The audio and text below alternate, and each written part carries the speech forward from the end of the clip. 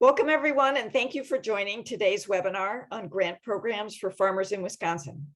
My name is Diane Meyerfeld, and I'm the Sustainable Agriculture Coordinator for UW-Madison Extension. I'm also the Wisconsin contact for the U.S. Department of Agriculture Sustainable Agriculture Research and Education Program, which I'll talk about shortly. We have a lot of presenters today, and I will let each of them introduce themselves. I just want to start with a few comments to frame today's program. And so keep in mind, as you listen to each of the presentations, these kind of fundamental questions about when applying for a grant makes sense. First of all, you want to make sure that the grant's mission aligns with your goals. If what you're proposing to do doesn't align with the grant's mission, they're probably not going to fund you. So that's the first question to ask. The second question is just a logistical one. Do the funding and the timing meet your needs? When you apply for a grant, there's often a pretty long lag time between when you submit the application and when you find out whether you've got the money. If you are planning to go ahead with something in the next 2 or 3 months, a grant may not be the way to move ahead, because typically it takes a minimum of 4 to 6 months and sometimes up to a year to find out whether you're approved and be allowed to move ahead with starting the project. Funding can also vary. If a grant program is for a huge amount of funding and you are looking for maybe a few hundred to a few $1,000s, they may not want to bother with your application. Conversely, if you need $50,000 to accomplish your project, you probably don't want to apply for a grant that's capped at $6,000. Very important, first thing to do is to check whether you are eligible to apply. Today's program is going to really focus on programs for which farmers are eligible to apply. But I know there's some people on this call who may be with nonprofits or maybe in educational roles. Some of these grants are ones you can apply for, and then there are other grants that are specifically for people in those kinds of roles. So checking who is allowed to apply is a really critical factor. Another thing is the chance of getting funded reasonable? Some grants are incredibly competitive, and then you have to think about, is it worth your time to apply? Other grants have a very high chance of success, although no grant is certain.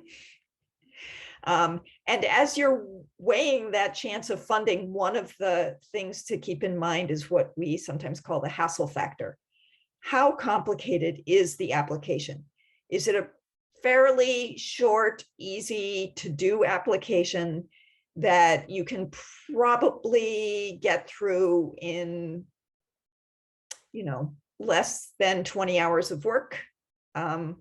Or is it a huge lift that is going to take you many, many hours of work, as well as your project partners?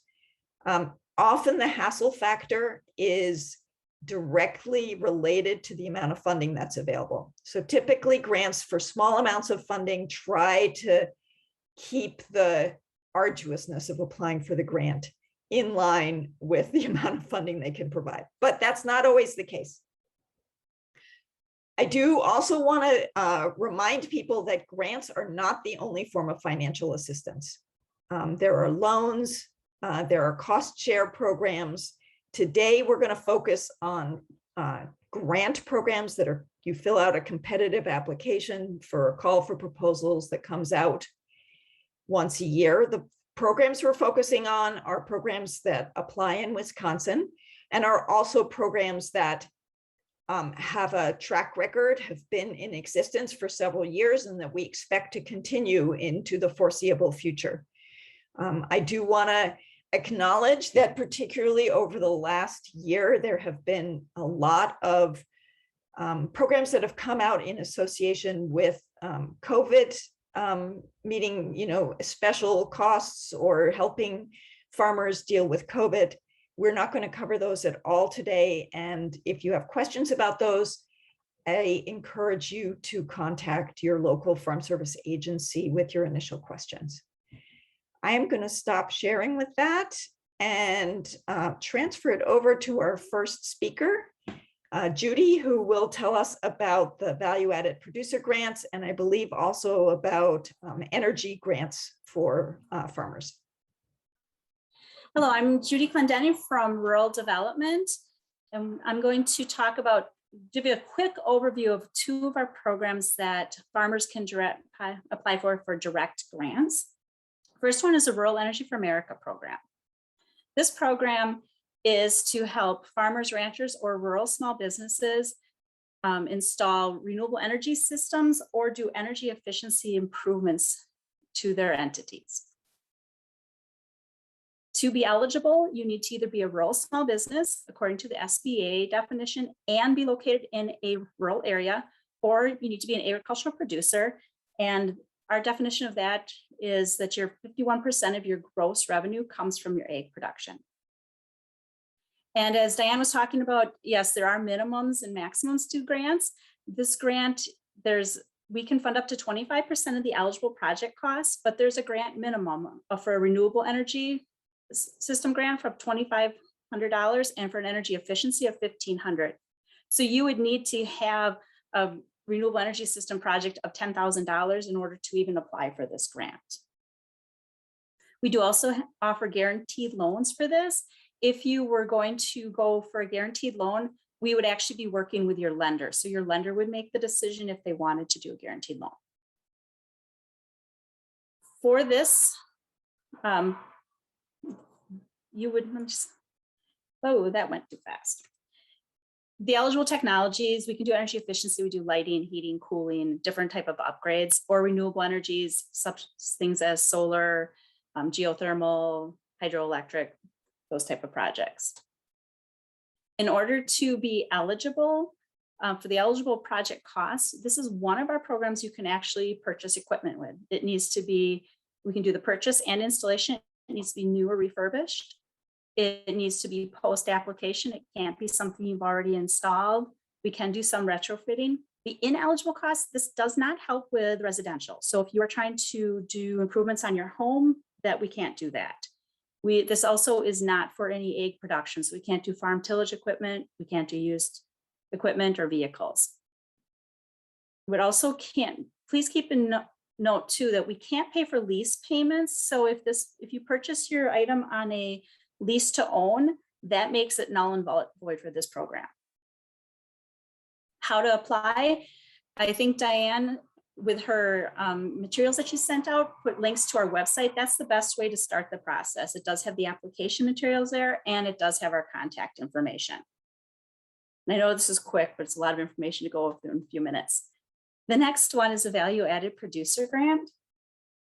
This grant is for viable egg producers to develop businesses that produce and market value-added products.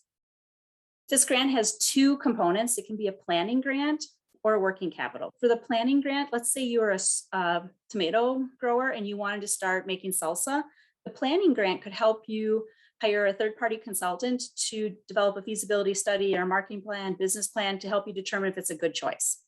If you went with a working capital grant, that could help you actually pay for the expenses to do the particular project. The grant is not a job training program, and it isn't for teaching people how to farm.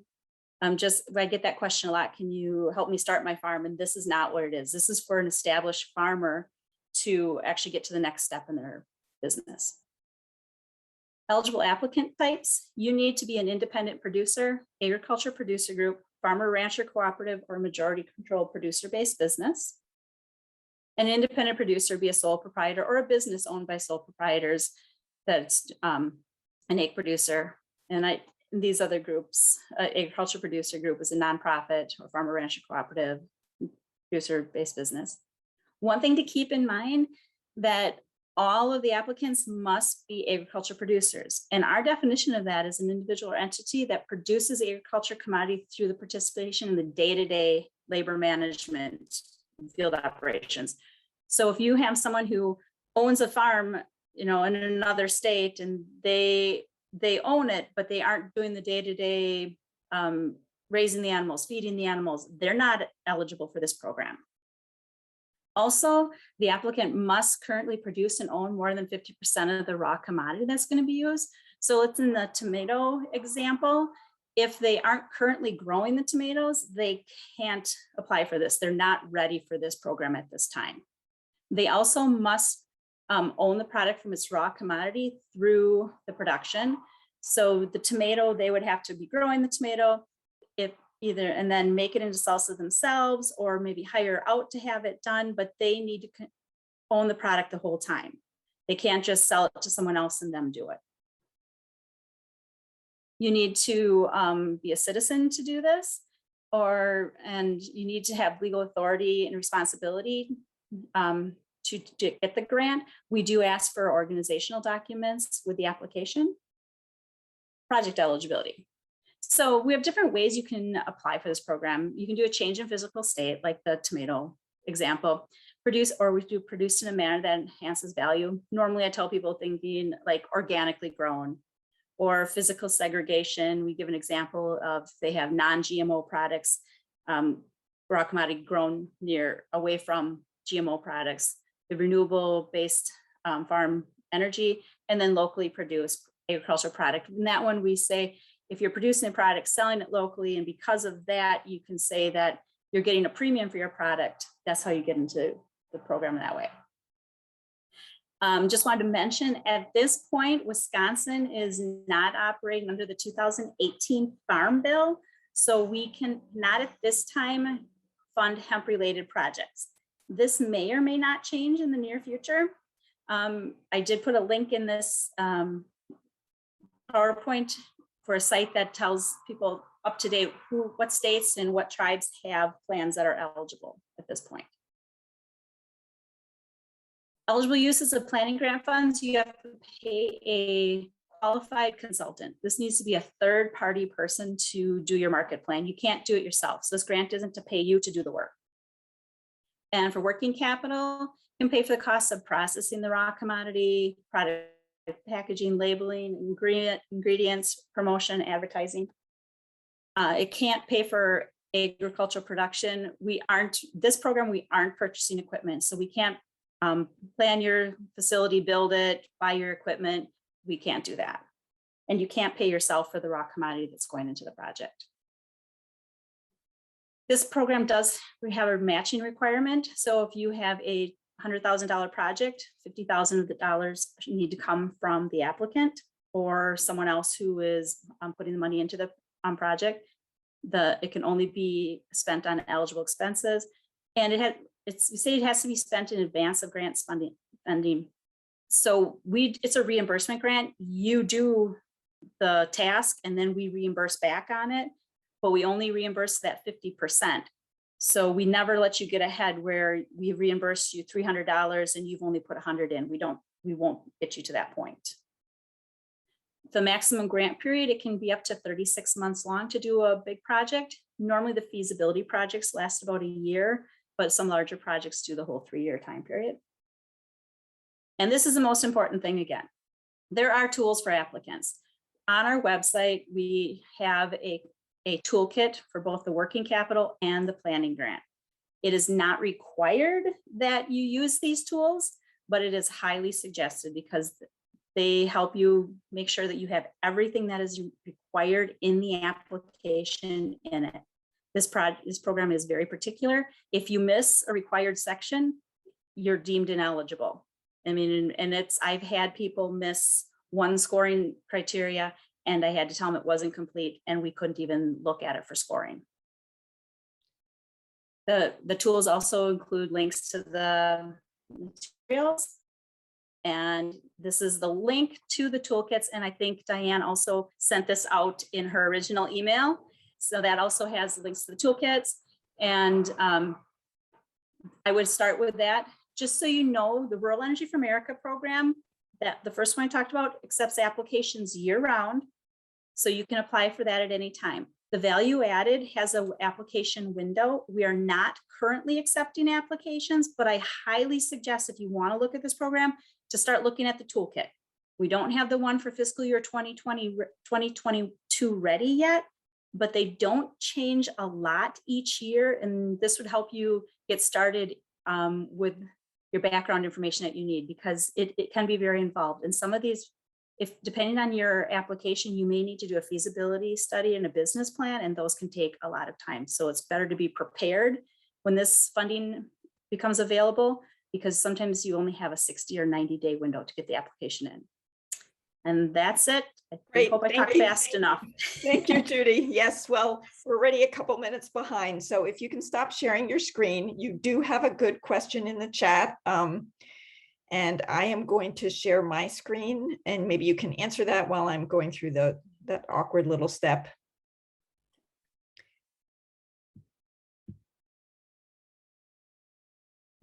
So I'm going to talk very briefly about the SARE Farmer Rancher Grants.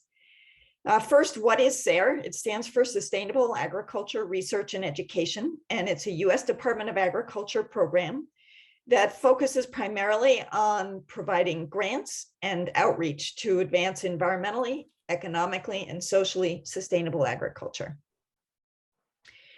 In the North Central region, and SARE is divided up into 4 regions in the country. Wisconsin is in the North Central region. And each region has a lot of autonomy about how it administers its grants. The North Central region has 6 types of grants, and they basically, different types of people are eligible for each one. Today, I'm really going to focus on the farmer rancher grants, but if you are a nonprofit or a graduate student or an educator, reach out to me afterwards or go onto the SARE website to get information about the other grant types that SARE has. One question is, what is sustainable agriculture? This is a list of the kinds of projects that SARE has funded. It is not comprehensive, but it will give you a bit of an idea. And as I already mentioned, SARE looks at sort of the 3 legs of sustainability: the environmental, the economic, and the social aspects. So you have to kind of touch a little bit on all 3. So things like sustainable pasture weed management, focusing on reducing use of pesticides, research that looks at the whole system, research that looks at the community impacts of different agricultural approaches, diversifying crops, looking at soil quality, grazing research, marketing research. So this just gives you an idea of kind of some of the span of projects. So about the Farmer Rancher Grant Program, here's some quick fundamentals. They directly fund farmers to explore either new production approaches or marketing approaches on their farm. So the farmer is in charge and leads the either the research or the educational project. As with most of the grant programs we're going to talk about, SARE's goal is to do something new and different in the sense of research and education, not to fund regular farming expenses. The farmer rancher grants can provide up to $15,000 for a single farm and up to $30,000 if you have 2 or more farms cooperating on a project. SARE defines what a farmer is pretty broadly. So if you are producing food, especially for sale, but in a few cases, it could even be producing food and you don't necessarily have a big track record of selling it yet, then SARE will probably consider you to be a farmer. Our call for proposals for farmer rancher grants is out now. And this year's call for proposals, they're due on December 2nd, and they're due by 4 p.m. on December 2nd. So don't plan on hitting the submit button at 5 p.m. or 11 p.m. Part of the reason they want you to submit before 4 p.m. is it is an online submission process for most people. You can submit paper applications, but you're encouraged to submit online, and just in case you run into any issues. As Margaret said yesterday, it's always better to submit early than at the last minute. So here are a few examples of some recent farmer rancher grants in Wisconsin. As you can see, there's a wide range focused on pastured poultry, focused on organic vegetable and fruit production, mushroom production, grazing. The traditional tribal growing practices are looking, I think, at particularly at tribal corn varieties. And the link at the bottom is a link to a database of all the SARE projects that were ever funded. So if you do get funded by SARE, there are certain requirements that you have to do. You have to report on your grant annually, and that reporting gets shared with everybody who wants to learn about this. So this is a wonderful resource for you to learn about sustainable agriculture projects that other people have done. And also, if you're applying, I really encourage you to use this database and look and see what similar projects may have been funded by SARE in the past. There's so much more to cover. One thing I do want to mention, sparked by Judy's comments, SARE has a slightly different process for reimbursing people. SARE recognizes that farmers often don't have a lot of extra cash floating around. So a portion of the grant is made available upfront. And then upon completion of the first progress report and documenting your program expenses, they will make additional funds available, but they will reserve the final allocation of funds to submission of the final project report. You have my email address in case you have other questions.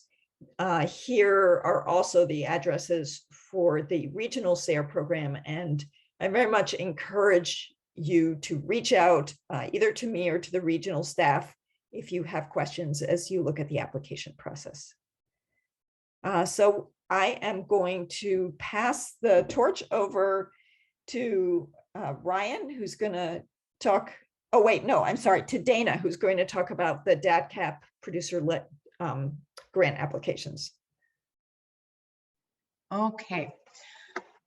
All right, so my name is Dana Crystal. I am a conservation specialist with the Land and Water Bureau at DATCAP. And so as part of that, I work with my counterpart, Rachel Rushman, to administer and manage the Producer-Led Watershed Protection Grants program. So that program is really intended to improve Wisconsin soil and water quality through producer-led solutions and farmer-led solutions. So it started in 2016 with a governor-led budget initiative and had a lot of support from the agricultural industry. And again, it's really centered around farmer-to-farmer outreach and education and promotion of different conservation practices. So in order to receive a grant through this program, at least 5 farmers within one watershed area have to be working together and to submit an application. And those 5 farmers have to identify that they're working with some sort of collaborating entity. And at the time of administering the grant, there has to be a memorandum of understanding that's submitted. And I'll go into a little more what that entity could be. But again, the activities that group of farmers is addressing should focus on water quality improvement through soil health practices, conservation, education, outreach, things like that. So this year, the program budget has increased to $1 million. And over time, we've funded up as many as 34 groups. And you can kind of see from that map that there's a wide range of watershed areas. We don't necessarily put limits on the size that the group needs to cover. And there can be a whole wide variety of different group structures. So some develop as 501(c)(3)s. Some have more of a board with president and vice president type of structure. And then others have more of a looser structure. And so again, what these groups can do with grant funds, a lot of it is really focused on education and outreach. So using those funds to put on field days, workshops, shop talks, trainings, going to conferences, things like that. It can also be used for on-farm demonstration and research. So I've just listed a few different options there that a lot of our groups have focused on over time. And then due to that water quality lens and focus, a lot of them also have developed their own incentive programs that they push out to farmers in their local communities. So those programs can cover various conservation practices, whether it's cover crops, grazing payments, different types of manure applications, and things like that. And then this is just a brief list of some of the different partnerships that farmer-led groups form with their different collaborating entities. But I just show that just to show that there really is a wide diversity of the way that these groups work and the different entities that they choose to work with. As part of a funded farmer-led group, there's also a pretty robust statewide network that the program has built. So we kind of have strengthened that through an annual workshop. We put on a lot of regional meetings and trainings to help support producer-led groups. And then there's just a pretty good network of farmers talking to each other throughout the state through our listserv, our webinar series, and just other avenues. So generally, successful farmer-led groups have to demonstrate that strong farmer leadership. Over time, it seems like they develop a diversity of partnerships and different funding streams. They have a really strong outreach component, and then they've developed a way to track their progress. And one thing I want to say, if there are a group of farmers that are interested in applying, you don't necessarily have to be a totally organized group. You just have to be organized enough to demonstrate to the review committee that any sort of funding that you might use for work planning or things like that, that you're using that for those reasons, and that eventually you're going to come to kind of that water quality lens. Your project activities will. So you don't have to be a full-blown nonprofit or anything at the time of applying. A lot of groups apply and use those funds for work planning. So this is just a screenshot of our website, and Rachel and I's contact information is there. We're happy to always talk with folks more who are interested in applying, and we go around the state to give presentations to groups that are interested as well. So if that's something you're interested, just let us know. And then there's a lot of different resources that are listed on the right-hand side of the page too for folks interested in.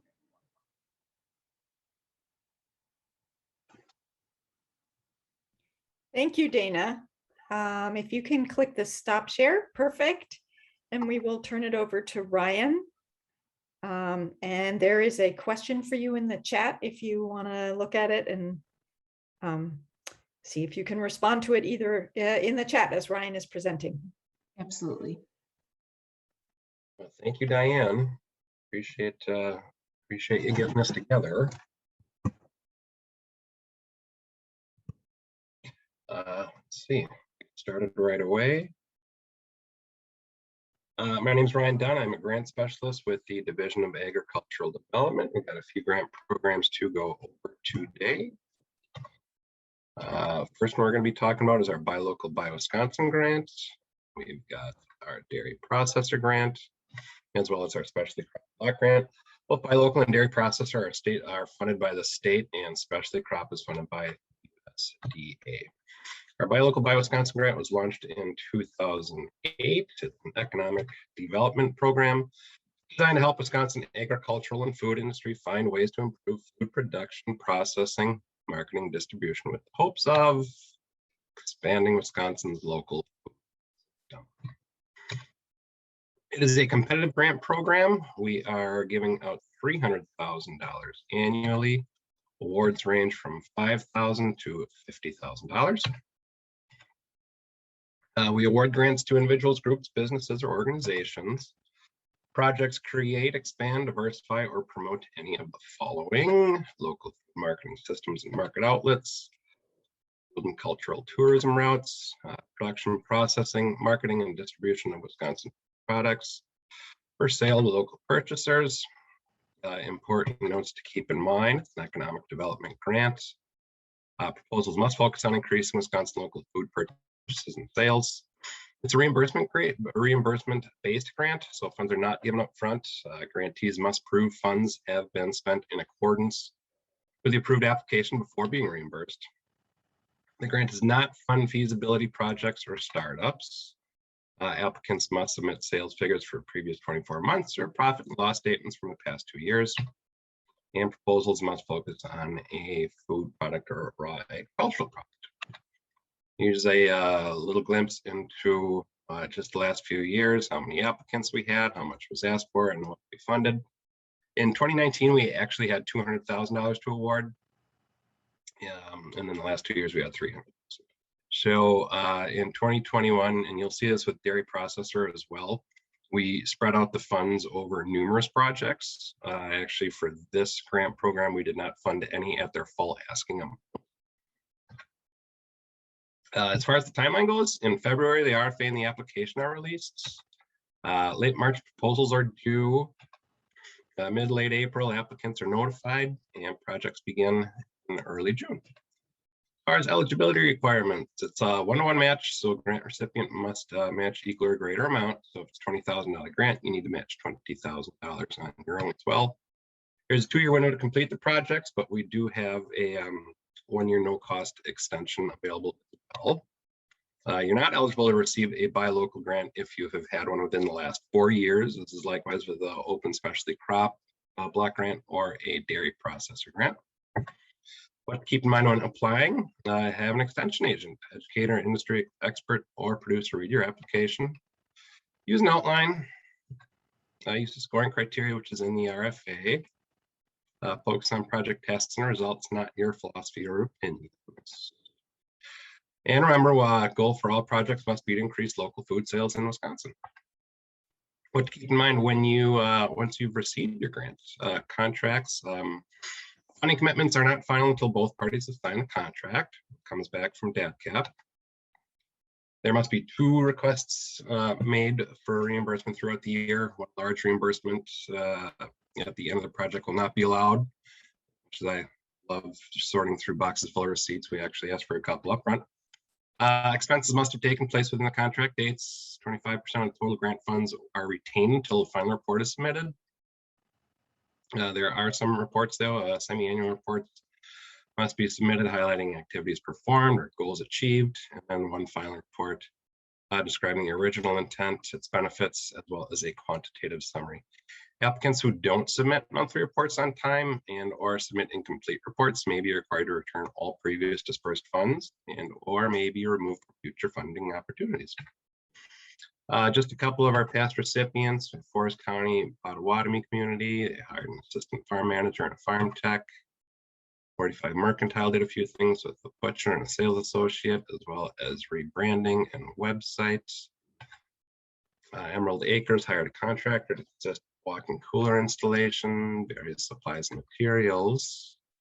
King Garlic was using value-added garlic food line from Garlic Seconds. And Campo di Bello increased value-added sales through on-farm production, processing, and distribution of red wine vinegar. Obviously, these days, e-commerce is really big in dealing with the pandemic, and so we've seen a lot of companies pivot to an online marketing platform. How do you apply? RFA is going to be released at the beginning of the calendar year. You should check out our website or get in touch with me. Moving right along, we've got our dairy processor grant. It's in its 10th year of existence. The grant strives to improve the long-term viability of Wisconsin's dairy industry through services to dairy processing plants. Grants available to dairy processors to facilitate operational changes, improve profitability, and foster innovation and economic growth. The dairy processor here, the key here is, you'll hear this numerous times throughout this one, you must operate a licensed dairy processing plant engaged in pasteurizing or manufacturing dairy products, or processing dairy products into other dairy products for sale or distribution that is located in Wisconsin. Also a competitive grant program. We're actually able to give out $400,000. That was just increased. For the previous 5 years, we were able to give out $200,000, and prior to that, it was $100,000. Award range is the same as buy local. It's $5,000 to $50,000. Projects could include dairy plant modernization and expansion efforts, consulting services to help pass a food safety audit or create food safety plans, training of plant staff on food safety requirements, new technology, staff management, and assistance for related professional services and consulting. Brief, quick glimpse at just the last few years, how many applicants we've had, how much was asked for, and how many projects we funded. And again, from in 2019 and 2020, we had 200,000, or actually all these fiscal years, we had 200,000 to give out. And the same as with the buy local, we funded many projects in 2021, as opposed to just a few at their full range. Of the 15 projects, we only had 2 that were funded at their asking amount. The timeline for this one, and this one's set in stone, so this timeline is specific to this year for fiscal year 2022 only. Exact dates vary from year to year, but on November 15th, the RFA and the application will be released. Applications are due to us on January 7th, and in early February, applicants will be notified with the projects beginning in early March. Who's eligible? Again, you need to operate a licensed dairy processing plant engaged in pasteurizing or manufacturing dairy products. Project must make operational improvements, improve profitability, and or involve new process or innovation. Can't have any outstanding state penalties or violations, and be in good standing with the state DFI. 20% matching funds are required here. So $20,000 grant, you need to match $4,000 your own. Entities with a current open dairy processor grant cannot apply for funding to further the same project. Eligible expenses, operating expenses directly related to the project, including expenses for salaries and wages, consulting services, travel, training costs to improve employee skills, such as food safety, operating new technology or managerial training, equipment rental, and the purchase of supplies wherein the full value is ordinarily depreciable within 1 year and cost less than $5,000. Same as buy local, no funding is final until you've received the contract back from DADCAP. Reimbursement-based grant, so payments will be made following receipt of invoice documenting expenses incurred by the grantee. Expenses have to take place in the contract dates. 20% of total grant funds are retained until the final report is submitted. Reports, we've the same as buy local again, semi-annual reports highlighting activities and our performance goals that were achieved, and then one final support regarding its original intent, project benefits, and a quantitative summary. Quick glimpse into some of the past recipients, just a few of them. Widmer's Cheese hired a processing consultant to assist in mechanizing packaging and manufacturing. Decatur Dairy purchased of engineering involved in building a warehouse to store the product. So we're not purchasing the warehouse per se, but we're purchasing the engineering that was involved in designing it. Upland's Cheese purchased a multifunctional block mold and engineering involved in refurbishing an elevated batch. Cedar Grove Cheese increased consumer access to production and records via blockchain, and Specialty Cheese did facility modernization, enabling automated production of pannier cheese. How to apply? RFA is released again November 15th. Applications are due. Moving forward, these are not exact dates, but just be looking for the RFA around November, and applications are due in January. Specialty crop block grant. Specialty crops are defined by USDA as fruit, veggies, tree nuts, dried fruits, horticulture, and nursery crops, and floriculture. They must be for human consumption or human aesthetics. For a comprehensive list, please visit their website, because there are many there. The purpose of this grant to solely enhance the competitiveness of Wisconsin specialty crop industry. A few funding priorities listed here: education, industry innovation, increase the demand for and supply of Wisconsin specialty crops, development of food safety practices, good agricultural practices and handling practices, and environmental sustainability, pest and disease control. Quick glimpse into the application this year. The amount of money or funding depends entirely upon USDA and what we get from year to year, so that varies. It's not the same as buy local or dairy processor. Let's see, as far as timeline here, March, the RFA and application are released. Applications are due in April. Applicants are notified in May. We submit everything over to USDA in June. They take the summer and whatnot to review everything. They let us know in September, October. Projects begin in November, December. That's generally what happens with the specialty crop. Eligibility requirements kind of must solely enhance the competitiveness of specialty crops. Cannot benefit a single organization, institution, or individual program. So not funding a project to start or expand a farm or a business venture. The entities listed there, not and for-profit, universities, local, state, and federal governments. Odds and ends here, projects last for 3 years. Applications which build on previously funded specialty crop projects are welcome. Applicants may submit more than one application. Priority is given to projects which have the potential to provide solutions that lead to measurable benefits to growers and consumers. It's a reimbursement-based grant as well, but there is no match required.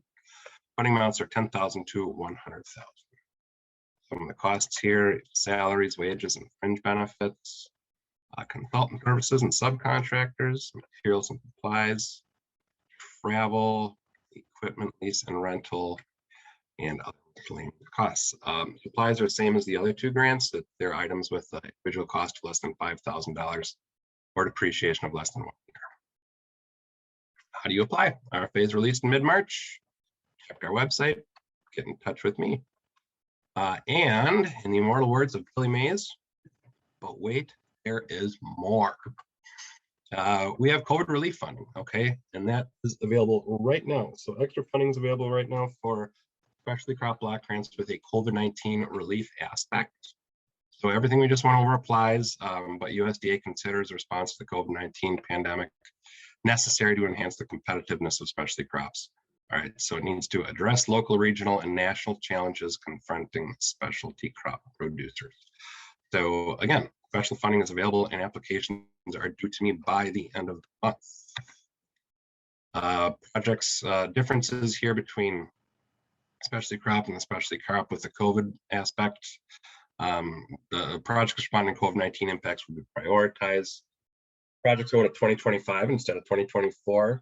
I've got a few different allowable costs there. So purchase certain supplies of PPE, less than $5,000 per unit, facility adjustments to protect employees and the public from exposure, implement market adaptations related to COVID for projects that benefit businesses. Talking about there.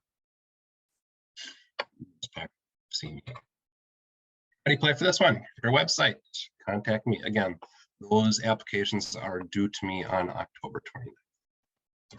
So thank you for joining today, and I will turn that back over to Diane. Thank you, Ryan, for an amazing job flying through those grant programs so quickly.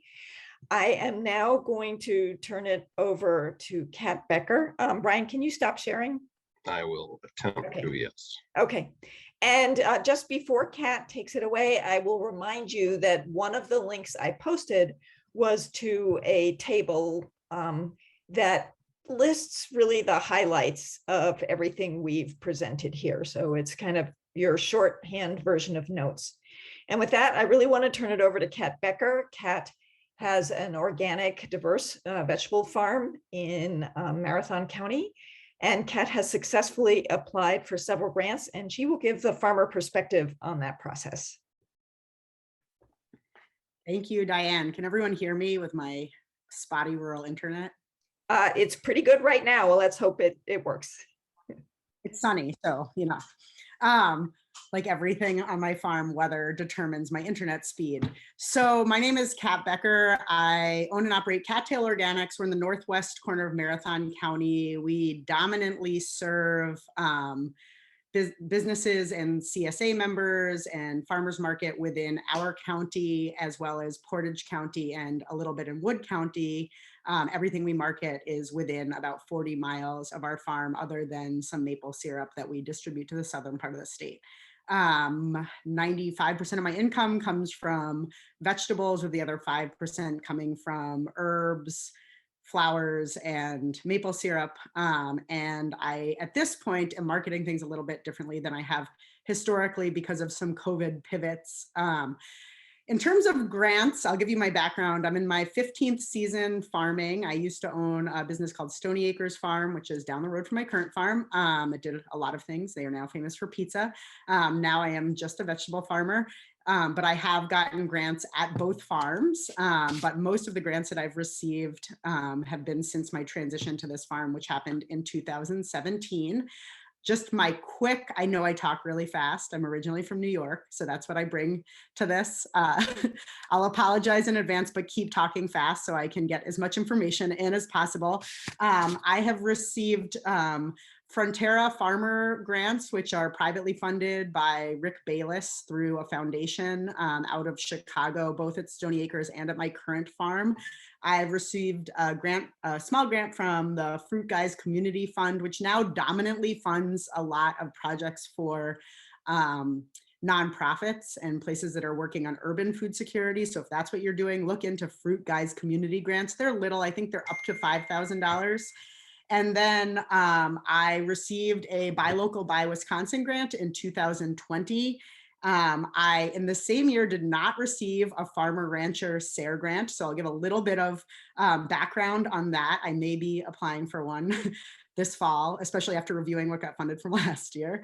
And this year I got and received, or I applied for and received a value-added producer grant through USDA. And so I'm going to just run through a little bit of my experiences, but first before going through them, I'm just going to talk about, I have some kind of key points for grants.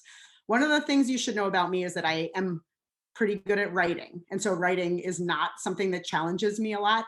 If writing is something that challenges you, but you have great ideas, I really would consider looking, especially if you're doing bigger grants, looking for a grant writer. And I know just looking through the chat that Sarah Huber from Sustaining Farmers, which is an organization that specializes in writing grants for the VAPG, is on this call. So if you're looking into the VAPG, you might want to look out or contact them. They will choose to work with you if they feel like you have a viable project. But writing is part of this. And I know one of my neighbors last year wanted to apply for a, oh my gosh, I can't stop my cell phone from coming up on my computer. Sorry. But she wanted to apply for one for her dairy farm. Very nicely, to DACAP's credit, they told her, yeah, you can do stuff, but she didn't have a PC computer. She was handwriting it out. She was under a 2-week time frame, and Extension was like, was encouraging her all the way. If that's a situation you're in, that is not like a viable way to write a grant. And so giving yourself as much time as possible to really consider your project and using the process for the grant planning to benefit your business overall is kind of the message I want to bring to this phone call. So the first thing I wanted to bring up is that each of these grants provides a way to look at like a project or something in your business that you want to do. And through going through the grant process, ideally what you're doing is clarifying the future of your own business for yourself, so that even if you don't get the grant, you have some ideas about how you would use money that you already have, or money that you could get in through loans or other means to further your business. Buy Local, Buy Wisconsin was my first experience doing something like that. It has a very tight word limit for people like me who are very wordy. And it was a really good experience in terms of having to make my goals really concise and figure out how to present that. And any goals that I couldn't present clearly didn't fit into that project. The value-added producer grant is like a giant version of a Buy Local, Buy Wisconsin. I would tell anyone that's thinking about that you need to look now. I ended up writing that grant last spring under a lot of pressure. I got a lot of help from Judy. I had some help from Jim Gage, who works with Sarah through some other work I was doing, just like advice. But it was one of the harder things I've done. It was also in the middle of a COVID lockdown where my whole family got COVID, and and the beginning of farming season. And the only reason I applied is because USDA temporarily changed the rules from a 50-50 match to a 10-90 match. So it felt like it was like a one in a lifetime opportunity. I think planning like 6 to 8 months for a value-added producer grant, if you're going to write it yourself, is realistic. because it's a very intense writing exercise. You need to have a full business plan, especially if you're asking for a lot of money. But it does provide a lot for your business. So I'm just kind of giving you, I'm a little bit all over the place, but I'm trying to stay on task here. Same thing with SARE. I was denied for my SARE project and I'm still doing it, but I don't have money to hire UW-Madison to do carrot breeding in their lab in the winter, but I'm doing the rest of the project myself. So I planned it all out. I'm doing it. No one gave me money. Along with your grant, you want to think about who your audience is. And so what I did wrong for the SARE grant is that I assumed, I wrote it, I have a graduate degree, I wrote it like a researcher when my reviewers were farmers, and they had no idea what I was talking about. Like I was talking about like graduate level plant breeding on my own farm. People didn't really understand the difference between a hybrid and open pollinated variety. Like I was not talking to the right audience, and I didn't understand that at all. So it was, I think, very well written. It would probably get funded if it was going through a different like SARE channel, like if researchers were involved or a partnership grant, but it was not the right type of grant for that program. And the feedback that I got back really showed me that. It didn't teach me like anything about making my project better, but it did teach me that my audience was wrong. Buy Local, Buy Wisconsin, I was very fortunate to get information from a couple of other people that had successfully gotten a Buy Local, Buy Wisconsin grant. If you have the opportunity to reach out to somebody who you know has gotten one, and they will let you look at their grant, that is really helpful. Is, you know, if you can find templates of what people have submitted or have people kind of walk you through, because while I'm a good writer, it is not the type of writing that I was familiar with doing. The other kind of two things that I wanted to say, one of them is I assume a lot of the farmers that are on here right now are like, I want a grant that buys me a 90 horse tractor. That is not what most grants do. And thinking about it that way and then being like, oh, grants don't pay for what I want is kind of the wrong way to go about it. The value added producer grant and Buy Local, Buy Wisconsin both help offset costs and grow your business in ways that you then are able to put more money back into your business. And so instead of thinking about a wish list of everything you want and trying to find a grant that's going to pay for that, thinking about how you can grow your business and how these programs that exist can be used strategically for label printing, for packaging, for mileage, for marketing, for all of those things makes a lot more sense. So I see Judy was responding to someone's question about buying direct product. Judy will be your like tough teacher, at least she was to me. So call her and she will walk you through a lot of things. She's a wonderful resource, but I did get off the phone with her like several times, exasperated, like, I don't understand what's going on. And we're like, oh, I can't do what I really want to do. And her guidance definitely helped me get the grant, right? So make sure you're communicating. Ryan's on here as well. I've never seen him, but talk to him on the phone. Make sure you're reaching out to the professionals behind the programs because they really want you to be successful. And if they tell you you can't do something, it's because they know you'll get denied if you try to do that. Last but not least, and then I think questions, when you're writing a grant, aside from really having a really set plan of work, and the value added producer grant template is actually a really nice one to look at when you're looking at a Buy Local, Buy Wisconsin. They do have some overlap in their framings for things. So you could even use that as a way to think about organizing your Buy Local, Buy Wisconsin grant. But the thing that you need, and the thing that for me is always like the hardest part of a grant, is a narrative, because you're trying to tell a story about where your business is now and where it's going, and how this grant, even if it's a SARE research grant, how that grant is going to help enable that transformation. And that is hard. That's like the hardest part of it.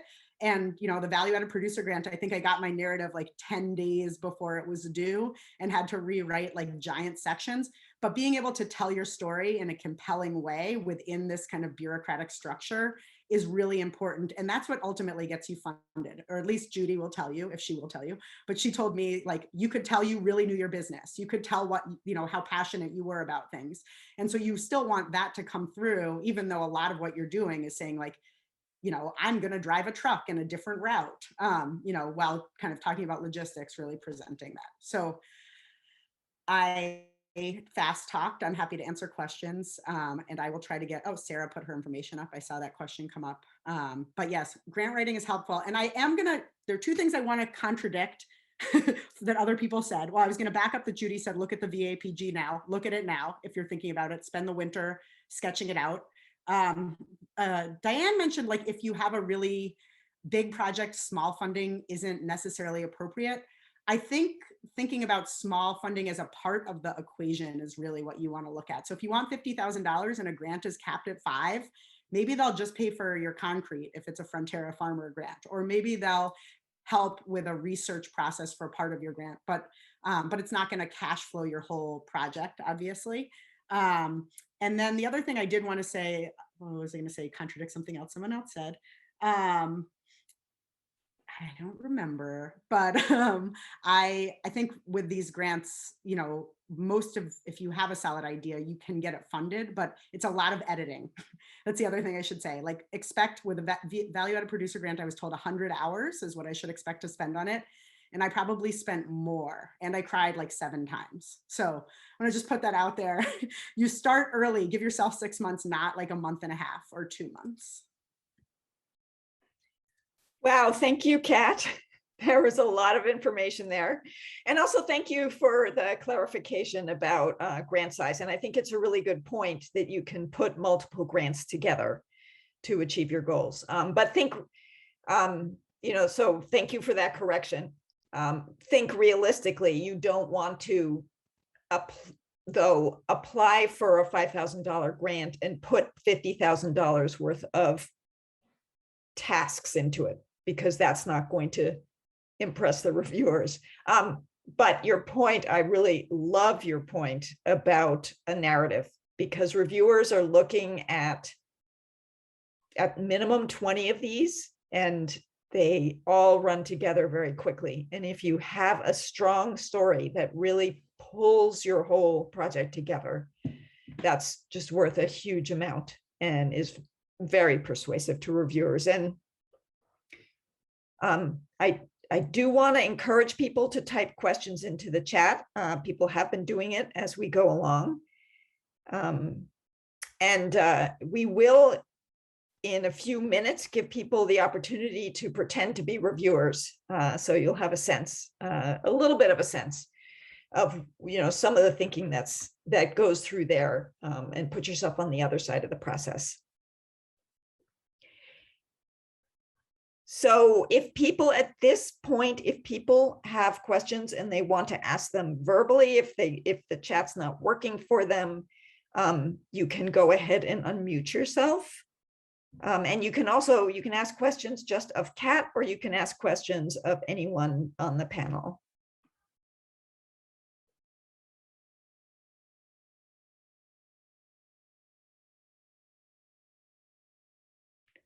There is a question saying, are there any grants that help cover the expense of insurance? I will turn this over to my other grant colleagues. My answer is I don't know of any, and I suspect that insurance would be considered a regular farming expense and wouldn't typically be something a grant program would cover.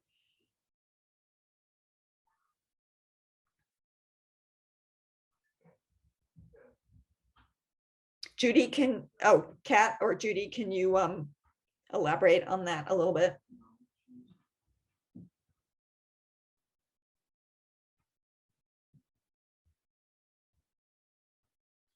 Kat, This is Judy.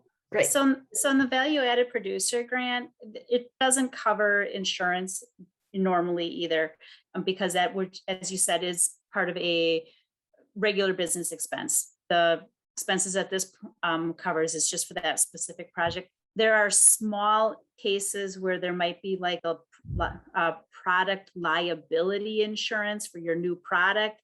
Maybe it could cover that, but that'd be on a case-by-case basis, and it would always be a very small part of the project. I wouldn't, if you're looking to cover your insurance, this wouldn't be the project to do that with.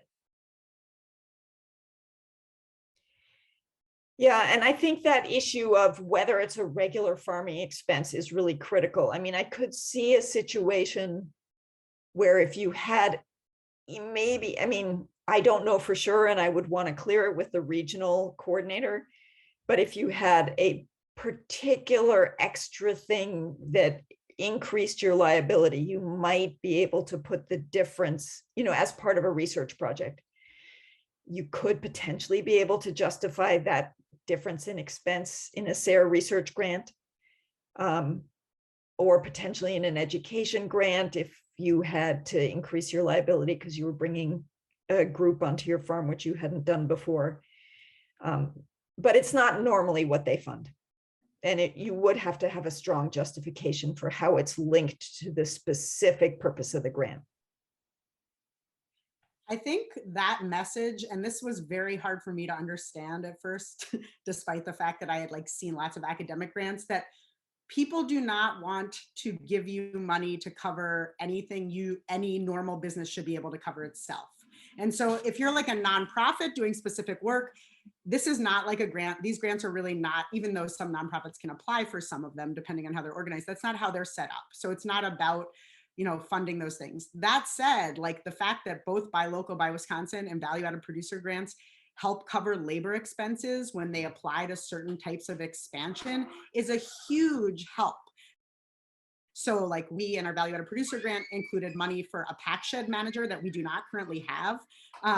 Just having that person will allow people like myself who currently put a lot of their own labor into that and other employees who are much better at field work to be concentrating on other tasks.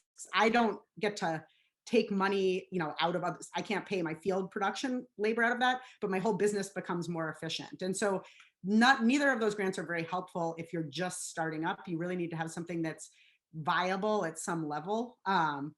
And so that's the way to think about it. No one's buying the things you need and want. They have specific things they'll pay for, and that can help you grow your business to buy the things you need and want. And that's different than SARE.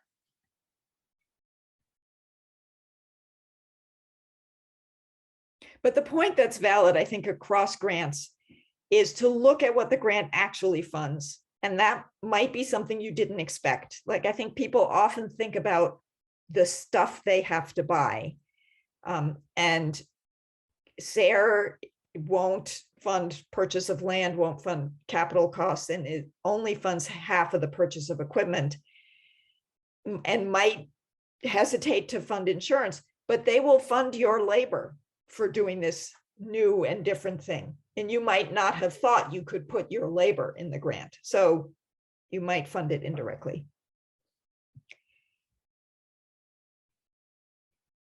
People, you can go ahead and continue to enter questions into the chat. I want to move ahead because we do want to give people time to put on your reviewer hat and look at this sample grant. So I am going to post the link to the sample grant in the chat. I hope that many of you had a chance to at least briefly view it beforehand. And I'm going to share my screen again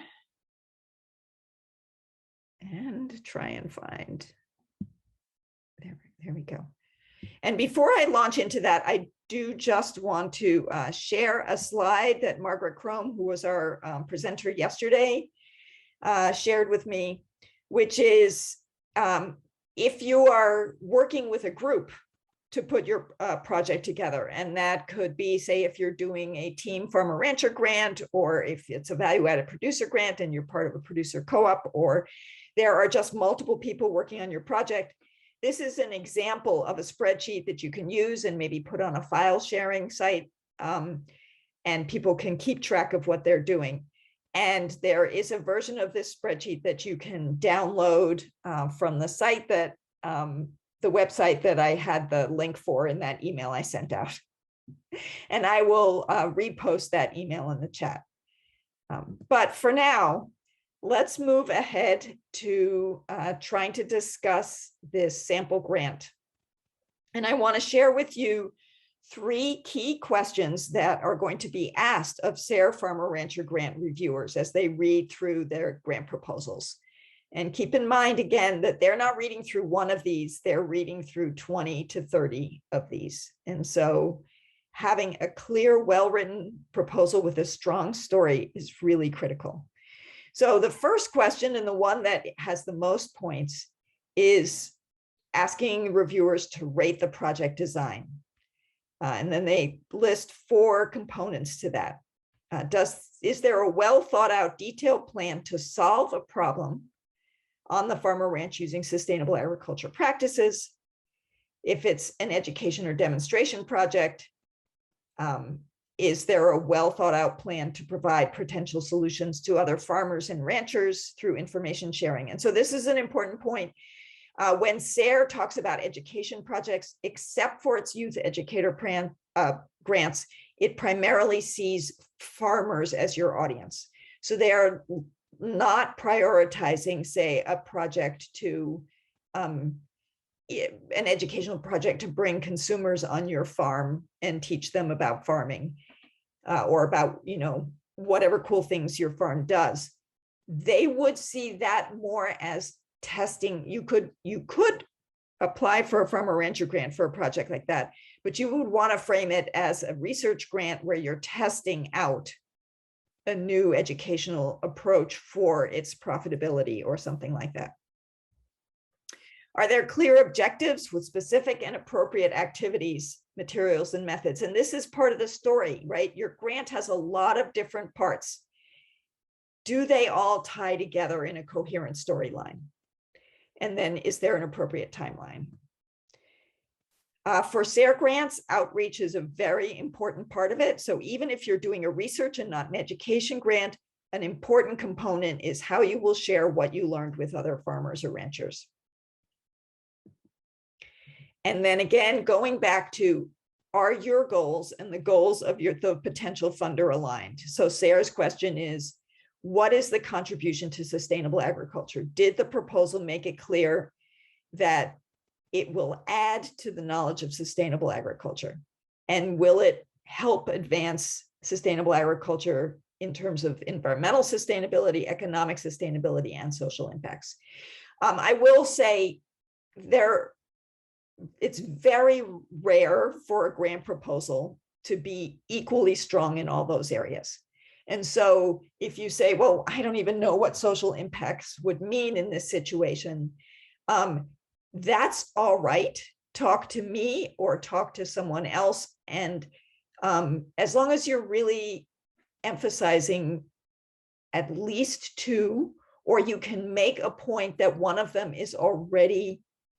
two of them are already inherent in the project. So say you're looking at something that would enhance the economic viability of a practice that is already considered environmentally and socially sustainable.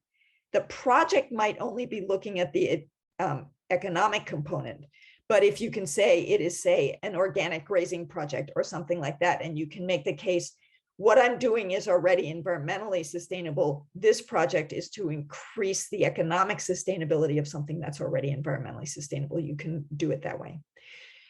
There are also reviewer questions on evaluation, budget, and overall comments. So what I am going to do now is I am going to move us into breakout rooms. So those are small rooms, and then I'm going to try to post, I'm just going to randomly assign you to breakout rooms, and then I'm going to try to post those questions in the chat, and you take 15 minutes to kind of pretend you're a reviewer and discuss what you think your answers are to those, what you thought about that sample proposal. And then we'll bring everybody back and give people an opportunity to share some key points and then wrap this up. Well, hello, everyone. Does anybody want to share any thoughts? I'm just going to invite someone to unmute themselves and speak up, and otherwise I might just call on random names. I will. Great, thank you, Joe. Well, I worked with Heidi Hoff, and we thought that it was appropriate in the mission and the supporting letters of reference and the things. And I thought that, and of course I'm new at this, and I'm a pro award the grant person, of course. So we thought, yep, it qualifies 100%. I didn't see Great. Well, yes, thank you very much for sharing that.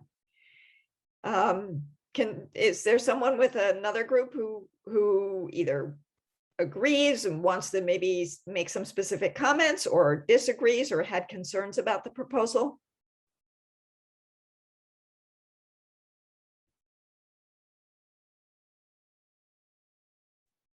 Hi, Grace McLaughlin with down in Greene County, have Paranga Plants and Produce, and I'm also just brand new on the board of the brand new Community Kitchen Cooperative in Monticello.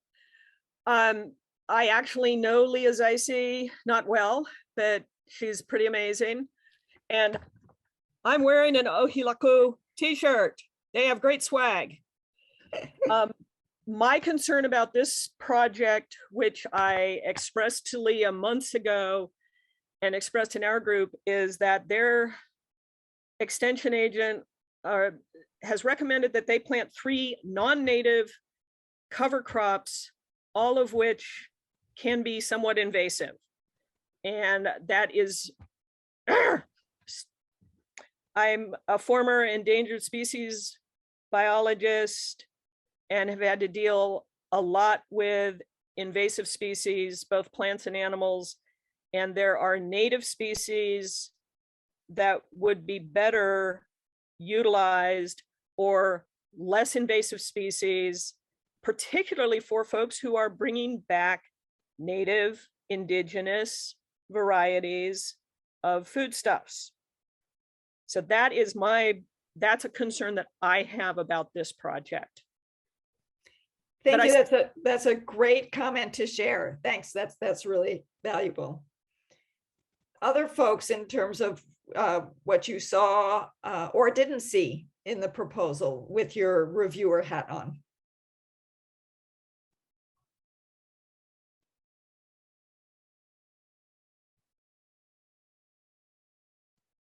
Andrew or Ryan, were you with different groups? Do you want to relay some of that discussion?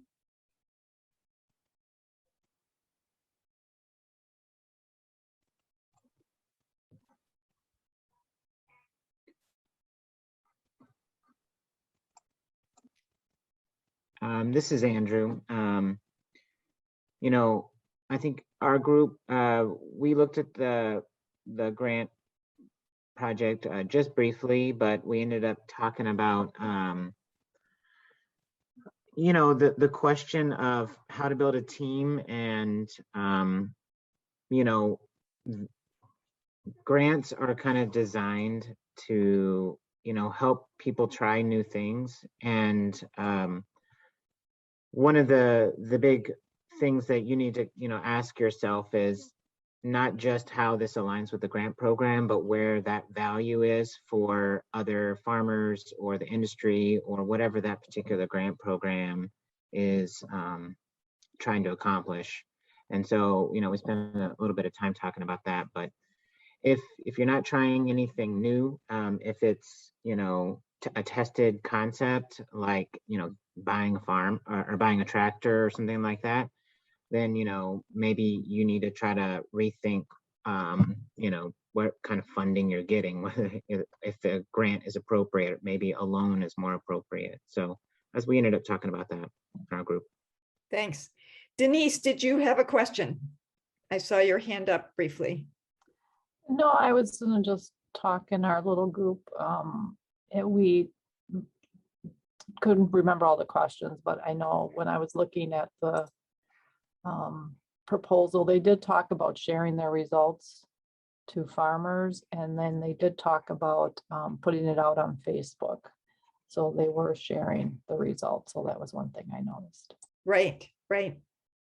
Well, I see it is 1:30. I'm willing to stay on if people have other comments or questions or discussion. And there was one question in the chat from someone that I wasn't able to respond to earlier, and I'm not sure if that person is even still on. I want to sort of close this sort of discussion of the sample grant by saying you're very perceptive. When we've done this exercise in in-person workshops in the past, and we've just handed out printed sample grant proposals, people have been very, very critical of this proposals. I think in part because this is so nicely arranged on that website we shared. You all figured out that this was a proposal that was highly ranked and was approved by SARE.